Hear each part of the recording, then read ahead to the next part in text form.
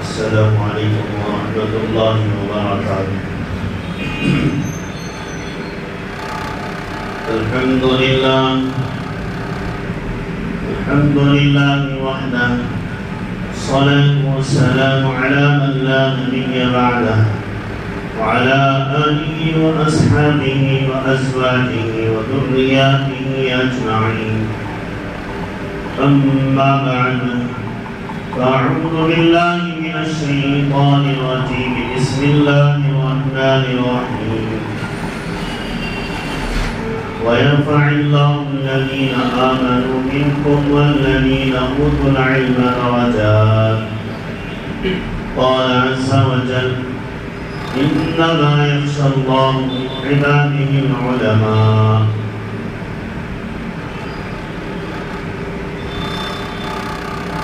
قال النبي صلى الله عليه وسلم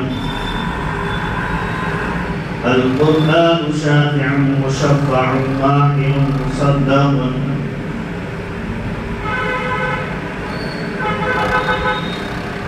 وقال النبي صلى الله عليه وسلم من خرج في طلب العلم فهو في سبيل الله، أو كما قال عليه الصلوات والتسليمات۔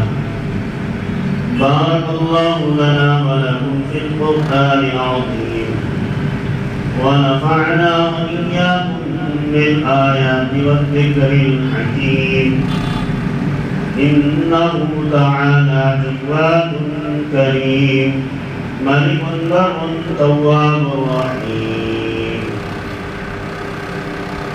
محترم سامعین کرام، عزیز دوستوں، بزرگوں اور دینی بھائیوں، نوجوانان ملت، اللہ کا پیش کہا فضل و کرم کہ اللہ تعالیٰ نے ہم کو عید الاضحیٰ کی خوشیاں منانے کی توفیق دیا، اور ساتھ ساتھ قربانیاں جانوروں کی دینے کی بھی اللہ نے توفیق دیا۔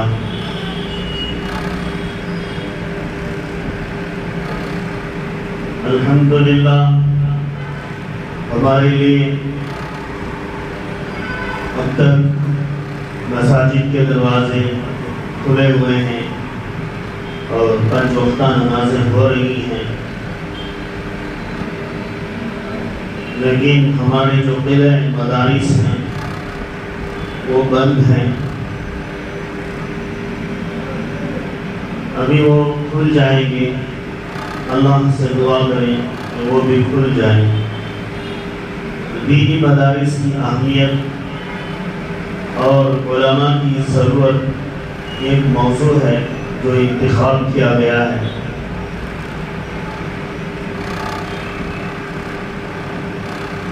دینی مدارس مسلمانوں کے لیے دین کی حفاظت اور دین کی بقا کے قلعے ہیں۔ اگر قلعے کو مسمار کر دیا جائے اور قلعے کو تباہ و تاراج کر دیا جائے، توڑ دیا جائے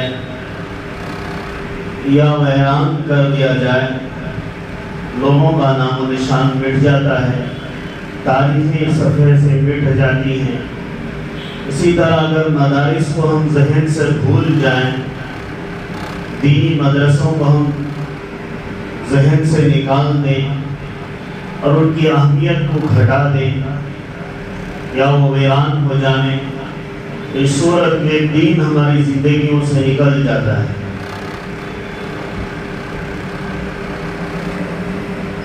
سب سے پہلا مدرسہ جو اسلام کا قائم کیا گیا وہ مدینے میں ہے، جسے صفہ کہا جاتا ہے، جس میں مہاجر، مسکین، مسافر، مقیم مدینے کے اور باہر سے آئے ہوئے مسافر علم حاصل کرنے کے لیے بیٹھا کرتے تھے، اور رسول اللہ صلی اللہ علیہ وسلم کے روضہ اقدس سے لگا ہوا آج بھی وہ چبوترا محفوظ ہے، جس میں 60-70 صحابہ اکرام دین کی تعلیم حاصل کرتے تھے اور اللہ کے نبی صلی اللہ علیہ وسلم کی احادیث کو یاد کرتے تھے۔ قرآن جو اللہ کے نبی پر نازل ہوتا تھا اسے ازبر یاد کرتے تھے، اور قرآن کو چمڑے میں، پتے میں، تختے میں، پتھر پر لکھ کر جمع کرتے تھے۔ کاغذ کا دور نہیں تھا۔ صحابہ اکرام رضی اللہ عنہم قرآن کریم کو اللہ کے نبی صلی اللہ علیہ وسلم کی زبان مبارک سے سن کر لکھا کرتے تھے۔ حضرت امیر معاویہ رضی اللہ عنہ، حضرت زید بن ثابت رضی اللہ عنہ، حضرت کعب رضی اللہ عنہ، حضرت علی رضی اللہ عنہ، حضرت عمر رضی اللہ عنہ، اور 2 انصاری صحابی قرآن کو لکھا کرتے تھے اور اسے محفوظ رکھتے تھے۔ اور اسی طرح مستورات میں بھی کام ہوا کہ حضرت عائشہ رضی اللہ عنہا امہات المومنین میں ہیں، ہم سب کی ماں ہیں، سرکار دو عالم صلی اللہ علیہ وسلم کے لاڈلی بیوی ہیں، چھوٹی عمر میں نکاح ہوا تھا، لیکن حافظہ بڑا غضب کا تھا، وہ بھی اللہ کے نبی صلی اللہ علیہ وسلم سے سنی ہوئی باتوں کو یاد کیا کرتی تھی اور اسے محفوظ رکھتی تھی۔ 2500 روایتیں ان سے مروی ہیں، حضور صلی اللہ علیہ وسلم کا کلام انہوں نے یاد کیا ہے، 2500 روایتیں۔ اور حضرت ابو ہریرہ رضی اللہ عنہ خود اپنی کیفیت بیان کرتے ہیں کہ میں مدینے میں صفا کے چبوترے پر علم نبوی کے حاصل کرنے میں لگا رہتا، کبھی بھوک کی شدت اتنی بڑھ جاتی کہ میں اوندے منہ پڑا رہتا۔ لوگ کہتے کہ ابو ہریرہ کو مرغی کی بیماری ہو گئی ہے، یعنی فٹس آ گیا ہے، حالانکہ مجھے مرغی کی بیماری نہیں تھی، بلکہ بھوک کی وجہ سے میں نڈھال ہو جاتا تھا، لوگ میری گردن دبا دبا کر جاتے۔ خود اپنا واقعہ بیان کرتے حضرت ابو ہریرہ رضی اللہ عنہ، ایک دفعہ میں بھوک کی وجہ سے صفا کے چبوترے سے باہر آیا، حضرت عمر رضی اللہ عنہ سے ملاقات ہوئی، حضرت عمر رضی اللہ عنہ خیر خیریت پوچھا اور آگے نکل گئے، شاید کہ حضرت عمر رضی اللہ عنہ کے گھر میں بھی کچھ نہ ہو۔ حضرت ابو بکر صدیق رضی اللہ عنہ سے مصافحہ ملاقات ہوئی، وہ بھی خیر خیریت پوچھ کر آگے بڑھ گئے، شاید کہ ان کے گھر میں بھی محضر نہ ہو۔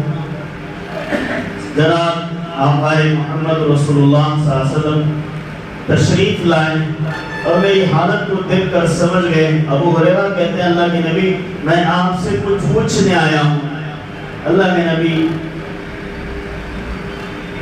مردم شناس تھے، آدمی کو پہچان جاتے تھے، اللہ نے آپ کو بڑی فراست دی تھی، آپ سمجھ گئے ابو ہریرہ تمہارا پوچھنا نہیں میں نے سمجھ لیا، یعنی تم اب علم نہیں پوچھ رہے ہیں، تمہارا پیٹ پوچھ رہا ہے، یہ مجھے سمجھ میں آ گیا، چلو ہمارے گھر لے جاتے ہیں ابو ہریرہ رضی اللہ عنہ کو۔ ہدیے میں دودھ آیا ہوا رہتا ہے، اللہ کے نبی حضرت ابو ہریرہ رضی اللہ عنہ کو حکم کرتے ہیں کہ صفا میں جتنے صحابہ ہیں سب کو حکم دو کہ ہمارے گھر آ جائیں۔ حضرت ابو ہریرہ دل میں خیال کرتے ہیں ایک دودھ ہے میرے لیے کافی ہے، لیکن 70 آدمی اس میں کیسے ہوں گے، وہ بھی مجھے بچے یا نہ بچے۔ گیا ابو ہریرہ تو کام سے، دل کی بات دل ہی میں کر رہے ہیں، پھر بلایا اللہ کے نبی صلی اللہ علیہ وسلم نے کہا ابو ہریرہ اس گلاس میں بھرے ہوئے دودھ کو لو، برتن میں بھرے ہوئے دودھ کو لو، سب کو پلاؤ۔ سب کو پلاتے گئے، ہر ایک نے سیراب ہو لیا، 70 آدمی پی لیے۔ ابو ہریرہ، اللہ کے نبی نے کہا ابو ہریرہ لاؤ مجھے۔ ابو ہریرہ کہے کہ کچھ بچا ہوگا وہ بھی سرکار پی لیں گے۔ دل کی بات آقا دو عالم محمد رسول اللہ صلی اللہ علیہ وسلم نے نوش فرمایا، پھر کہا لو ابو ہریرہ اب تم پیو۔ ابو ہریرہ رضی اللہ عنہ کو پلایا، ابو ہریرہ پیتے رہے، اللہ کے نبی نے کہا اور پیو۔ ابو ہریرہ پیتے رہے اور کہا بس، اللہ کے نبی نے کہا اور پیو۔ آپ کی دہن مبارک میں لگا ہوا دودھ حضرت ابو ہریرہ کو پلایا۔ ابو ہریرہ امت کا بہت بڑا محدث بن گیا، جسے تقریباً 5000 صحیح احادیث یاد تھی، 2000 موضوع حسن، 2000 ضعیف حسن روایتیں یاد ہیں، تو تقریباً پورا احادیث کا ذخیرہ 7000 کا ذخیرہ اس کے حافظے میں محفوظ ہو گیا، اللہ کے نبی کے علم کا حامل ہو گیا۔ ہر کتاب حدیث کی کھولو، بغیر ابو ہریرہ کے آگے بڑھتی ہے۔ یہ مدرسے علم ہی نہیں دیے، بلکہ یہ صفا کا چبوترا کمانڈر آف اسلام دیا، حضرت خالد بن ولید رضی اللہ عنہ کو دیا، جس میدان میں بھی جاتے فتح کر کے آ جاتے، اور ان کے نام سے کفار کانپ جاتے تھے، عیسائی ان کے رعب سے دہل جاتے تھے، اور اللہ کے نبی نے کہا یہ خالد معمولی آدمی نہیں ہے، یہ اللہ کی تلوار ہے۔ وہ صفا کا چبوترا صرف محدث اور مجاہد ہی نہیں دیا، بلکہ آگے مفتی اعظم کو دیا۔ خود اللہ کے نبی نے فرمایا اعلم الحلال والحرام معاذ بن جبل رضی اللہ عنہ، میری امت کا مفتی معاذ بن جبل ہے۔ خود اللہ کے نبی نے بتایا کہ معاذ بن جبل میری امت کا مفتی ہے، وہ فتویٰ دیتا ہے اور میں اس کے فتوے کی تصدیق کرتا ہوں۔ پھر فرمایا عبداللہ ابن مسعود میرا خادم ہے اور خدمت کی وجہ سے میرا علم کا ایک ذخیرہ اس کے پاس ہے۔ پھر فرمایا علی میں مدینہ ہوں اور مدینے کا دروازہ علی ہے۔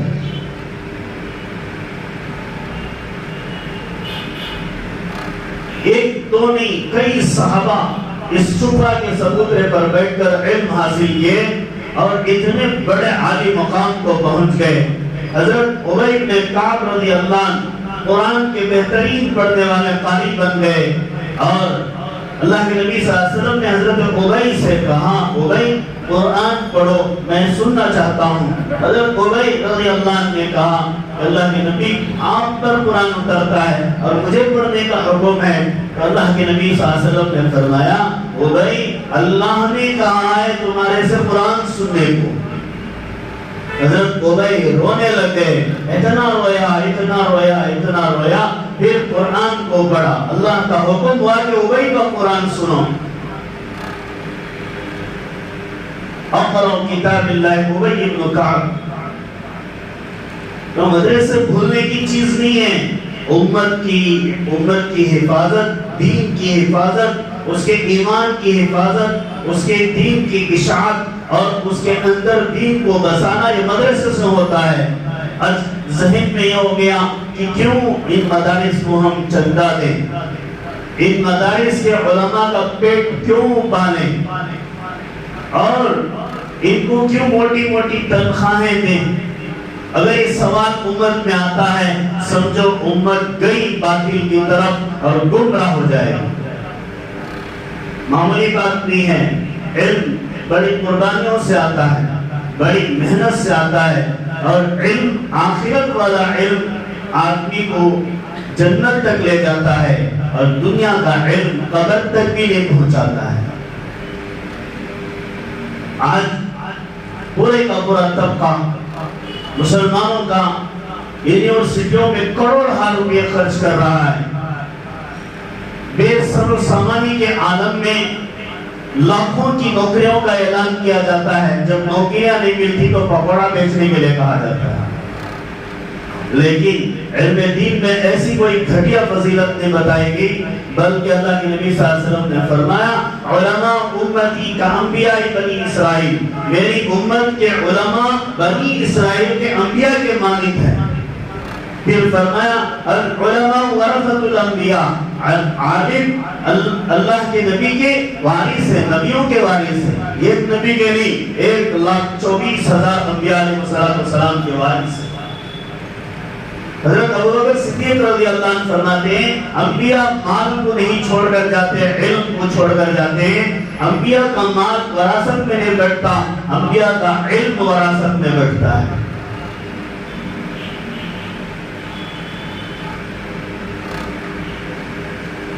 مدارس نے کیا کیا ہے؟ مدارس نے ہمارے ملک کو آزادی دی ہے، ظلم و ستم سے بچایا ہے۔ مدارس نے کیا نہیں دیا؟ چاندنی چوک کے قلعے سے لے کر جی ٹی روڈ کی ایک ایک درخت بھی گواہ ہے کہ انگریز لکھتا ہے اپنی کتاب میں کہ ہر ایک درخت پر ایک مولوی کی لاش تھی اور اس کو پھانسی کی گئی تھی، اس بنا پر کہ یہ ملک اب اسلام کا بھی نہیں رہا اور امن کا بھی نہیں رہا، کفر کے حوالے ہو گیا ہے فتویٰ دینے کی وجہ سے۔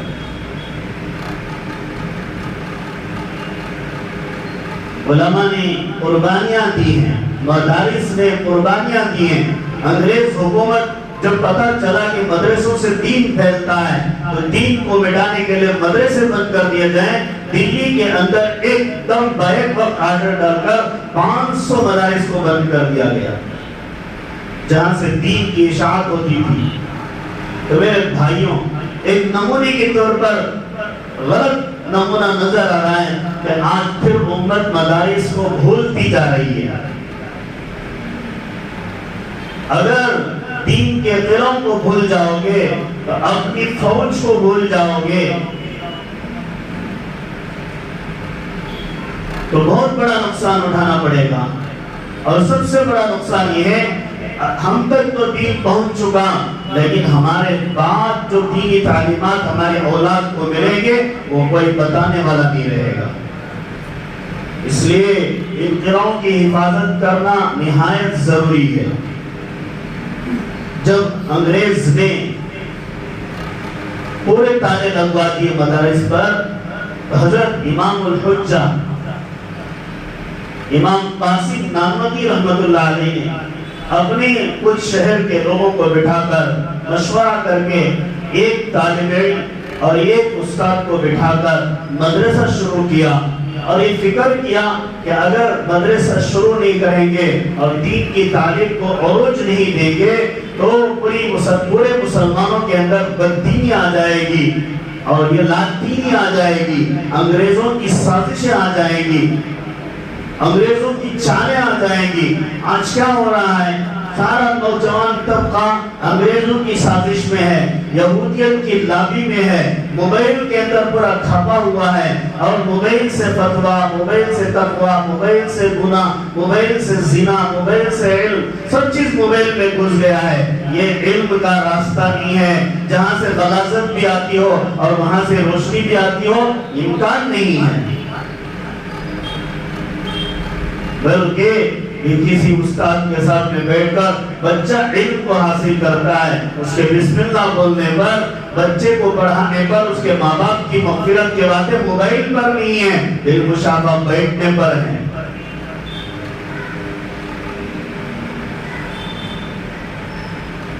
حضرت امام شافعی رحمۃ اللہ علیہ فرماتے ہیں العلم نور ونور اللہ لا یعطا لعاصی، علم ایک نور ہے اور نور گناہگار کو نہیں دیا جاتا ہے۔ علم ایک نور ہے، علم ایک نور ہے اور گناہگار کو علم نہیں دیا جاتا ہے۔ تو میرے عزیز دوستوں، آج علم سے کوتاہی، دنیاوی علوم کی طرف ایک بچے کو ٹیوشن پڑھانے کے لیے ایک سبجیکٹ پر 8,000 سے 16,000 روپے دینے تیار اور اسکول کا ماہانہ فیس 20,000 50,000 ڈگریوں کے فیس 50,000 60,000 لاکھ روپے 2 لاکھ روپے 15 لاکھ روپے 50 لاکھ روپے اتنی ڈاکٹری پڑھانے کے لیے کروڑ روپے اتنے سارے لنچے دے کر پڑھاتے ہیں. جب دین کا نام آتا ہے تو فقیر کا دروازہ کھٹکھٹاتے ہیں, غریب کا دروازہ کھٹکھٹاتے ہیں اور نادار آدمی کا دروازہ کھٹکھٹاتے ہیں اور کہتے ہیں کہ تم ہی یہ فقیروں کا پڑھنے والا ہے, تم فقیر بن کر پڑھو. نعوذ باللہ ثم نعوذ باللہ. اگر امت کے اندر یہ خیال آ گیا کہ قرآن اور حدیث فقیروں کا علم ہے تو امت اس سے زیادہ کنگال ہو جائے گی, بلکہ جیتے جی مسلمان ہوتے ہوئے کافر ہو جائیں گے. جیتے جی مسلمان ہوتے ہوئے کافر ہو جائے گی. حدیث میں آتا ہے اور صاحب نے منتخب میں لکھا ہے, نقل کیا ہے حدیث کو, اور اس میں لکھا ہے کہ ایک زمانہ آئے گا لوگ ان تک پہنچیں گے. کچھ لوگ ان کے بڑے مردوں کے پاس, عورتوں کے پاس, بوڑھے بوڑھوں کے پاس قرآن پڑھیں گے تو وہ لوگ کہیں گے سمعنا آباءنا مثل ذالک, ہم نے ایسے ہی سنا ہے ہمارے باپ دادا سے قرآن پڑھنے.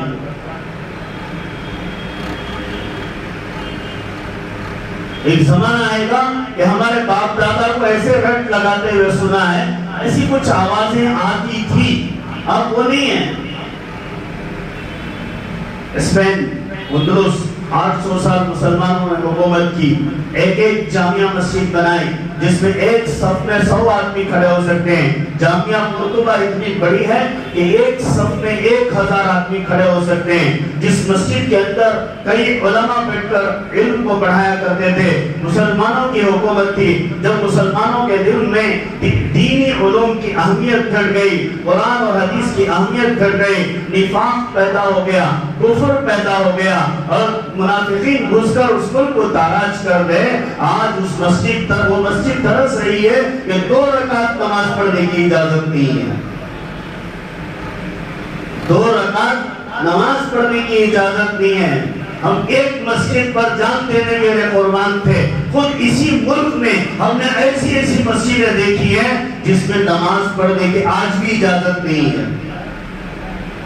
خود اسی ملک میں پنجاب کی سرزمین میں جاؤ, دہلی کی کئی مساجد ایسی ہیں جس میں نماز پڑھنے کی اجازت نہیں ہے. کہ آج ہم یہ سوچ رہے ہیں کہ اگر علماء ہوں اور مدارس ہوں تو مساجد کی حفاظت ہوگی, لیکن اگر علماء ہی نہیں ہوں اور مدارس ہی نہ ہوں تو دین کی حفاظت کیا ہوگی؟ کون مسئلہ بتائے گا, کون جنازہ پڑھائے گا, کون نکاح پڑھائے گا, کون خبر میں اتارے گا, کون حشر کی باتیں سکھائے گا, کون خبر کے سوال جواب سکھائے گا, کون مال سے کھانا خرید سکتے ہیں, مال سے سونا خرید سکتے ہیں, مال سے گھر بنا سکتے ہیں, مال سے عزت دار بن سکتے ہیں, مال سے زکات دے سکتے ہیں, مال سے خیرات کر سکتے ہیں. اچھے کام ہیں لیکن برے کام بھی کر سکتے ہیں, لیکن علم تو خرید نہیں سکتے. علم محفوظ چیز ہے, اللہ کی عطا ہے. اپنے بچوں کو اگر دینی تعلیم میں شوق نہیں رکھتے, خاص طور سے طویل تجربہ اس شہر کا ہوا کہ اپنے بچوں کو مکتب میں بھیجنے کا بالکل شوق بہت کم ہے. یہاں پر دینی تعلیم حاصل کرانے کا بہت کم شوق ہے. اگر ایسے ہی رہے گا ہم گمراہی میں رہیں گے اور قرآن سے محبت نہیں کریں گے, قرآن والوں سے محبت نہیں کریں گے تو ہمیں کفر ڈھانٹے گا. ابھی حالیہ وبائی دور میں ایک صاحب ایک بچے کو عالم بنائے, مفتی بنائے اور ایک بچے کو گریجویٹ اور انجینئر بنائے. جو بچہ گریجویٹ انجینئر بننے کے چند دن کے بعد ابھی اسے نوکری ملنے والی تو مر گیا.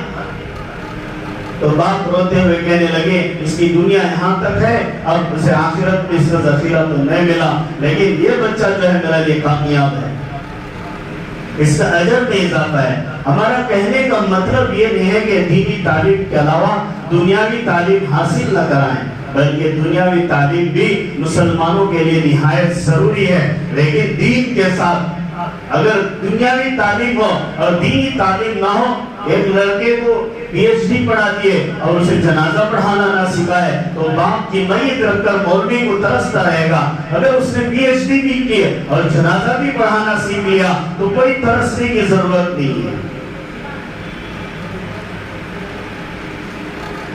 اتنا تو علم دینا ہے, دینی علم, کہ حلال حرام کی تمیز آ جائے. اپنے گھروں کے اندر پردے کے احکام معلوم ہو جائیں، بازار کے اندر لین دین کا معاملہ شریعت کے حساب سے معلوم ہو جائے، اپنے آپ کو گناہ سے بچانے والا بن جائے، اپنی نماز درست ہو جائے، اپنے مولا کو راضی کرنے والے اعمال خود کے اندر پیدا کر لے، اتنا تو دین کا ہونا ضروری ہے۔ چھوٹا موٹا دین مکاتب میں ملتا ہے، اور بچے جو ہے اسے حاصل کر کے دیندار رہتے ہیں، قرآنی حروف کو پڑھتے ہیں، اجر کو محسوس کرتے ہیں، اور ان کو پڑھنے کی وجہ سے ماں باپ کو بھی اجر ملتا ہے۔ باپ اگر زندہ ہو، ماں اگر زندی ہو تب بھی اس کو نیکیاں ملتی ہیں، ماں باپ اگر مردہ ہو تب بھی نیکیاں ملتی ہیں۔ اور یہ نیکیوں والا سلسلہ بھی ایسا ہے، دینی علم اور اس کے پڑھنے پڑھانے پر اجر اتنا طویل ہے، اجر اتنا طویل ہے کہ یہ مر کر 7 نسلوں تک بھی اجر جاری رہتا ہے۔ اور اس کے حفاظت کا وعدہ اللہ نے کیا ہے، اگر ہم نے اپنے بچوں کو سکھا لیا تو وہ بچہ اپنے بچوں کو سکھائیں گے، یہ سلسلہ چلتا رہے گا، اور جس نے اس کی بیخ کنی کی، بیج ڈالا، اس کے اجر شروع ہوگا، اور سلسلہ جب تک چلے گا جس نے بیج بویا اس کو اجر ملتا رہے گا۔ العلماء ورثۃ الانبیاء، نبی کے وارث عالم ہوتے ہیں، لیکن انسان بھی ہوتے ہیں، بشر بھی ہوتے ہیں، غلطیاں بھی ہوتی ہیں، غصہ بھی آتا ہے، شرم بھی آتی ہے، انسانی تقاضے سارے ان کے پاس بھی ہوتے ہیں، آسمان سے اترے ہوئے فرشتے نہیں ہوتے ہیں۔ علماء امام صاحب ہیں تو آسمان سے اتر کر نہیں آیا ہے، ماں کے ہی پیٹ سے نکلا ہے، اللہ نے اسے عالم بنایا ہے، اخلاق بھی دیا ہے، کبھی کچھ بد اخلاقی بھی شامل ہو جاتی ہے تو انسانی تقاضے سے شامل ہو جاتی ہے۔ اگر ہم اس کے انسانی تقاضے سے ہمارا انسانی تقاضے کو غالب دے دیں گے تو کہیں بے احترامی نہ ہو جائے اور نقصان نہ ہو جائے، اپنے دین کا نقصان نہ ہو جائے۔ خود اللہ نے کہا قل انما انا بشر مثلکم یوحی الی انما الہکم الہ واحد، اے نبی آپ کہہ دیجئے کہ میں انسان ہوں، یعنی نبی محمد رسول اللہ صلی اللہ علیہ وسلم خود کو اللہ نے خطاب کیا، آپ کہیے کہ آپ انسان ہیں۔ اور اللہ کے نبی نے فرمایا کہ میں غصہ ہوتا ہوں، میں ہنستا ہوں، میں مسکراتا ہوں، میں اپنے گھر میں اپنی ضروریات پوری کرتا ہوں، میں مسجد میں آتا ہوں۔ ان سے کہا، 3 صحابی نے قسم کھا لی، ایک نے کہا میں روزہ ہی رکھوں گا، ایک نے کہا میں کسی سے بات ہی نہیں کروں گا، ایک نے کہا مسجد کا گھوٹا پکڑ لوں گا۔ اللہ کے نبی سن لے، کہنے لگے نہیں، یہ میری زندگی نہیں ہے، میری زندگی یہ ہے کہ میں روتا ہوں، میں ہنستا ہوں، میں غصے بھی ہوتا ہوں، میں مذاق بھی کرتا ہوں، میں لوگوں کو لے کر بھی چلتا ہوں، میرے پاس آنے والے سے بات بھی کرتا ہوں، میں اپنے گھر والی سے کھیلتا بھی ہوں، مسکراتا ہوں، یہ میری زندگی ہے۔ ایک عالم ہے، اس کے اندر بھی یہ صفات ہوں گے، وہ ہنسے گا بھی، روئے گا بھی۔ ایک عام انسان ہے، اس کے اندر بھی یہ صفات ہوں گے۔ ہاں فرق یہ ہے کہ اللہ نے اسے علم سے نوازا ہے، اسے علم سے نوازا نہیں ہے۔ اچھا مجھے بھی اس سے علم لینا ہے، اس سے محبت کرو، اس سے معلومات کرو، تمہیں بھی اس کے درجے میں اٹھا دیا جائے گا۔ حدیث میں آتا ہے کن عالما او متعلما او طالبا له او محبا له او مطیعا له، کہ تم عالم بنو یا طالب علم بنو، علم حاصل کرو، علماء سے پوچھ کر، باادب پوچھ کر علم حاصل کرو، پھر فرمایا ان سے محبت کرو، ان کی اطاعت کرو۔ کیا فرمایا؟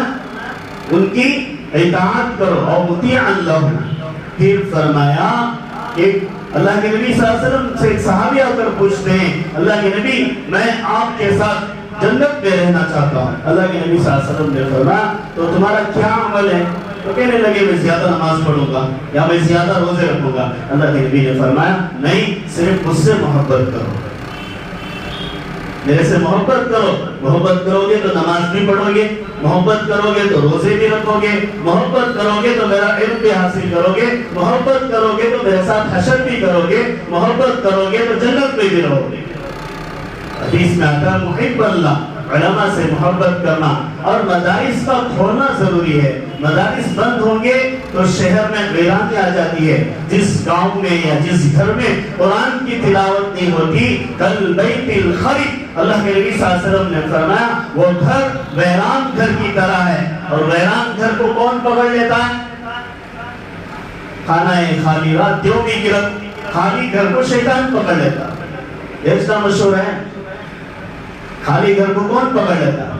شیطان پکڑ لیتا. اسے ہونا سو ایسی ہی جگہ اور جاتا بھی ویسی ہی جگہ. اگر ہمارا دل قرآن سے خالی, ہمارا گھر قرآن سے خالی, ہمارا محلہ مکتب سے خالی, ہمارا گاؤں مدرسے سے خالی ہے, تو سمجھو شیطان پکڑ لے گا.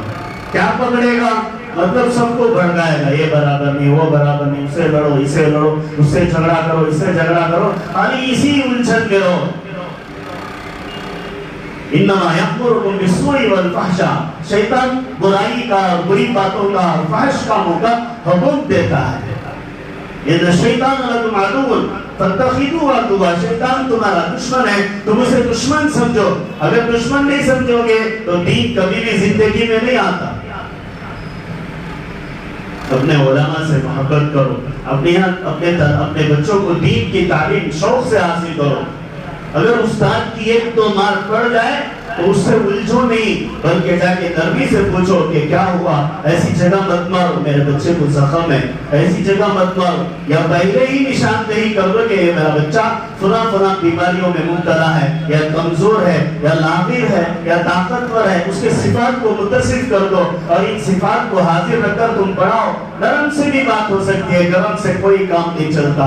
اور بہتر ہے کہ اگر یہ سب باتیں بتا دی جائیں تو وہ بچے کو مد نظر رکھ کر طالب علم کو استاد محنت کر کے الف پڑھائے گا, با پڑھائے گا, ہر ایک پر نیکی ملے گی, اور اس کا اجر ہمارے باپ دادا کو ملے گا, ہم کو ملے گا, ہمیں مرنے کے بعد بھی ملے گا. دنیا کی تعلیم لوگ ہزاروں روپے خرچ کر رہے ہیں.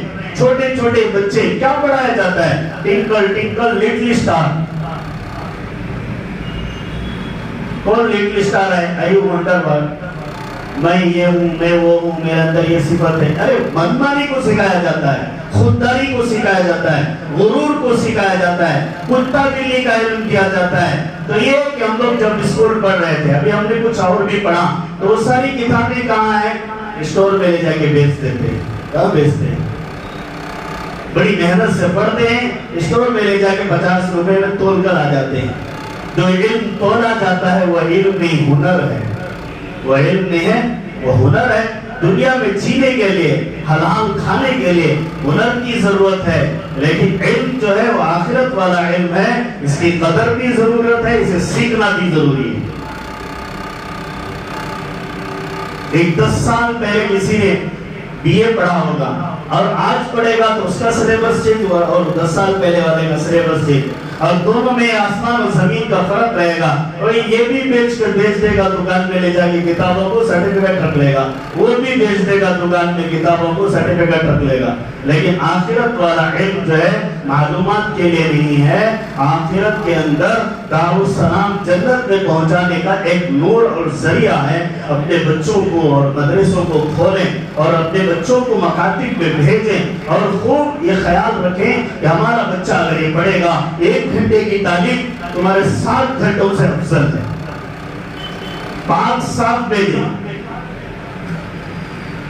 پاک صاف بھیجیں, منہ بھی دھوتا نہیں, ہاتھ بھی دھوتا نہیں, ناک میں چمڑے, آنکھوں میں کیڑے, گوبر سب تک کو رہتا ہے. سویا بچے بڑھا کے مدرسے بھیج رہا نہیں, اسے نہیں بھیجنا, بلکہ اسے جو ہے طہارت کروانا, وضو بنانا سکھانا, آنکھوں کا غلاظت نکالنا, ناک کی غلاظت نکالنا, اچھے پاک صاف کپڑے پہنانا, بڑے احترام کے ساتھ. دین کی تعلیم سینے پر رکھی جاتی ہے تو اس کتاب کو سینے پر رکھوانا, اور دنیا کی تعلیم کا بوجھ پیچھے لاتے ہیں.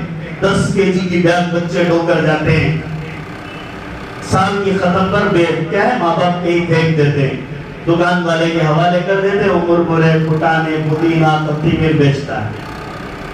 لیکن آخرت کی تعلیم اس طرح نہیں بیچی جاتی. اردو کا پیپر بھی مل گیا تو لوگ آنکھوں کو لگاتے ہیں, حالانکہ اس میں کیا بھی عربی نہیں ہوتا, اخبار ہوتے ہیں, دنیا کی کہانی ہوتی ہے. تو بتاؤ, قرآن کی تعلیمات سینے سے لگانا, بچے کی کتاب کو سینے پر رکھنا, اور کہنا کہ یہ کتاب صرف کاغذوں میں نہیں ہے, تمہارے سینے میں آنا, ازبر یاد ہو جانا. اور ہر مدرسے میں اگر پورے شہر کے مدرسے میں بچے پڑھیں گے، ہر جگہ 40-50 نہیں، ہر محلے میں 200-250 بچے ہیں، تو بتاؤ کوئی فری نہیں رہے گا، پڑھانے والا ہوگا۔ مولوی کو 50 روپے دینے میں تاخیر ہوتی ہے، لیکن اسکول کی فیس بھرنے میں پریشان ہو جاتے ہیں، سود میں لے کر دیتے ہیں، فائنانس میں لے کر دیتے ہیں، انٹرسٹ میں لے کر دیتے ہیں، قرض مانگ کر دیتے ہیں، مال گروی رکھ کر بچوں کو پڑھاتے ہیں۔ حالانکہ اس علم کا اتنا ہی فائدہ ہے کہ پڑھنے کے بعد 12,000 سے 1 لاکھ روپے کمائے گا۔ 1 لاکھ کے اوپر تو کسی کی کمائی ہم نے نہیں سنی۔ ڈاکٹر ہے، گورنمنٹ آفیشل ہے، 1 لاکھ روپے کمائے گا، اس میں G S T C S T سب زیادہ 70 ملے گا۔ لیکن آخرت کے علم میں دنیا بھی ملتی ہے، آخرت بھی ملتا ہے۔ کوئی مولوی کھانے سے محروم نہیں ہے، بھوکا نہیں ہے، چھت سے محروم نہیں ہے، کوئی دین کا علم حاصل کرنے والا بھکاری نہیں بنا ہے، خودکشی نہیں کیا ہے، جان کو حوالے نہیں کیا ہے، کسی بلڈنگ کے اوپر سے نہیں کودا ہے، بلکہ اس کے اندر یہ سب حرام ہونے کی باتیں معلوم ہونے کی وجہ سے وہ قرآن کا حافظ ہوتا ہے، وہ علم کا حافظ ہوتا ہے، نبی کی باتوں کو سینے میں رکھتا ہے، اور انسان ہے تو آپ جیسا آپ کے ساتھ بھی رہتا ہے، بس فرق ہے کہ آپ کو قدر کرنا ہے، اس سے علم حاصل کرنا ہے۔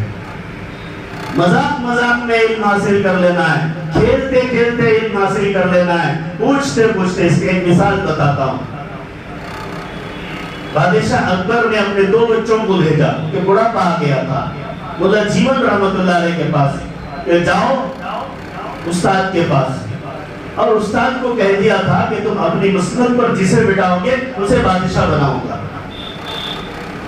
میرے تخت کو نہیں، تمہارے تخت کو پہلے بٹھائے تو میں اسے بادشاہ بنا دوں۔ تو دارا شکوہ بھی گیا، عالمگیر رحمت اللہ علیہ بھی گیا، دونوں گئے مولا جیون کے پاس رحمت اللہ علیہ، بیٹھے، حضرت اڑ گئے، آ بیٹا بیٹھ جا۔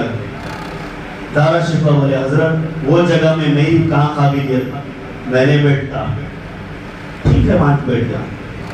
دوسرے بچے کو بولا، عالمگیر کو کہا کہ بیٹھ جا بیٹا، وہ آئے، استاد کا حکم سن کر با ادب ہو کر بیٹھ گئے، پرچہ لکھ کے بھیج دیا کہ عالمگیر بادشاہ کے قابل ہے۔ تو کیا معلوم ہوا، اللہ دین بھی دیتا ہے، دنیا بھی دیتا ہے۔ یہی عالمگیر صرف بادشاہ نہیں تھے، بلکہ ہندوستان کے بادشاہوں میں سب سے بڑا عالم بھی تھا، علم بھی بہت تھا۔ انہوں نے اپنے زمانے میں ایک ججمنٹ لکھا ہے جسے فتاوی عالمگیریہ کہتے ہیں، 10 جلدوں میں ہے، میرے پاس بھی ہے کتاب، اس میں فتوے لکھے اور گورنمنٹ کیسا چلانا، شریعت کے مطابق قوانین لکھے، پوری انسانیت کو عدل دیا، انصاف دیا۔ کیوں؟ اس لیے کہ استاد نے کہا کہ آگے بیٹھو، تو اللہ بادشاہ بھی بنایا، عالم بھی بنایا، تو دونوں مقام حاصل ہو گئے۔ تو دین بھی ملتا ہے، دنیا بھی ملتی ہے، اور دنیا کی تعلیم پڑھاؤ انکار نہیں ہے، لیکن اتنی زیادہ نہیں کہ کروڑوں روپے خرچ کرو، بعد میں ترستے رہو کہ لاکھوں روپے خرچ کرے، اس کا بھنڈوال اٹھانے کے لیے انہیں رشوت دیتا، اس کا بھنڈوال اٹھانے کے لیے انہیں نئی سو کام کرتا ہے، حلال کمائی حرام کمائی سب ملا کو مشتبہ ہو جاتے ہیں، اس کے بچوں کو پالتا، بددین ہو جاتی، بلکہ بددین ہی نہیں مسجد سے دور ہو جاتے ہیں، علماء سے نفرت کرنے والے ہو جاتے ہیں، دین کی کتابوں سے دین کی باتوں سے بیزار ہو جاتے ہیں، اور اس کے بعد تیسری نسل آتی ہے تو دین ہی سے غافل ہو جاتے ہیں۔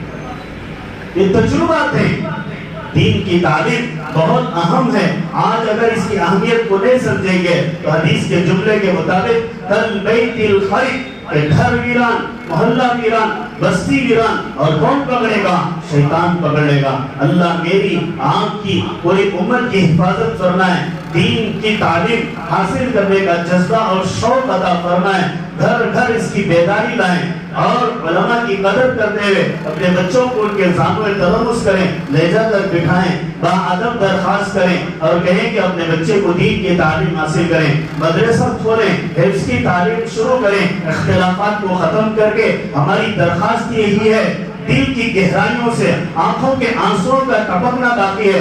اگر مدرسہ نہیں کھلے گا، دین کی تعلیم نہیں چلے گی، قرآن نہیں پڑھے گا تو اور اختلافات بڑھ جائیں گے اور جھگڑے فسادات بڑھ جائیں گے. اس کا سب باب اور واحد ذریعہ یہی ہے کہ مدرسے کی تعمیر اور مدرسے کی ترقی اور دین کا ادارہ اسے کھولنے کی طرف لگ کے اور قرآن کی تعلیم کو جاری و ساری کریں. حکومت کے قوانین کی پاسداری کے ساتھ حکومت کے قوانین پر عمل کرتے ہوئے قانون بھی نہیں توڑنا، دین کو بھی نہیں چھوڑنا، اپنے گھر کو بھی برباد نہیں کرنا، اپنے گاؤں کو بھی ویران نہیں کرنا. یہ ہمارے بزرگوں نے ایسے ہی زندگی سکھایا ہے. اسی شرع کے ساتھ زندگی گزارے. انشاءاللہ العزیز ہر گھر میں عالم بھی رہے گا، انجینئر بھی رہے گا، ڈاکٹر بھی رہے گا تو سب ضرورتیں مسلمانوں سے پوری ہو جائیں گی. غیر مسلم کے سامنے سر جھکانے کی انشاءاللہ العزیز ضرورت نہیں پڑے گی.